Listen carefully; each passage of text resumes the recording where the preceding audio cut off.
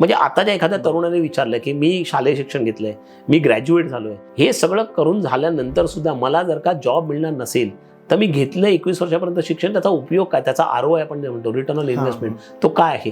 मग return on investment मी पैशावरती द्याल, परंतु माझ्या आयुष्याची 5 वर्षापासून 21 वर्षापर्यंत म्हणजे जवळपास मी 16 वर्षाच्या मध्ये घातल्यात, त्याचा रिटर्न काय आहे. हा प्रश्न जर का तरुणांनी विचारला तर आपल्याला त्याच्यात वाईट वाटण्यासारखं काहीच गरज नाही, कारण ultimately we are not able to give that answer to them. तर या प्रकारचं एज्युकेशन कसं करू शकतो, त्यांना त्यांच्या पायावरती उभं राहतील अशा प्रकारचं एज्युकेशन करू शकतो. त्यांच्यामध्ये काय स्किल्स आहेत ते ओळखण्याचा प्रकार आपण करू शकतो.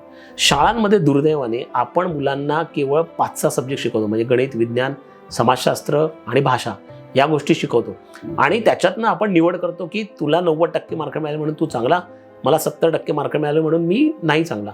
परंतु या 7 विषयांच्या पलीकडे पण गोष्टी आहेत ना. कम्युनिकेशन आहे, कोलॅबरेशन आहे, मुलांमध्ये म्युझिक आहे, मुलांमध्ये वेगवेगळ्या प्रकारच्या कला आहेत. या सगळ्यांचा आपण काहीच आविर्भाव करत नाही, या सगळ्या गोष्टींना आपण त्याच्यामध्ये समाविष्ट करून घेत नाही, आणि त्याच्यामुळे मुलांमध्ये ज्या कलागुण आहेत त्यांना आपण त्या ओळखून त्या विकसित करण्याची संधीच जर का आपण शालेय शिक्षणामध्ये देणार नसू तर हा एखादा मुलगा फेल झाला किंवा ह्याला कमी मार्क मिळाले असं बोलण्यात काय अर्थ आहे. तर त्याच्यामुळे या प्रकारचे बदल करणं गरजेचं आहे.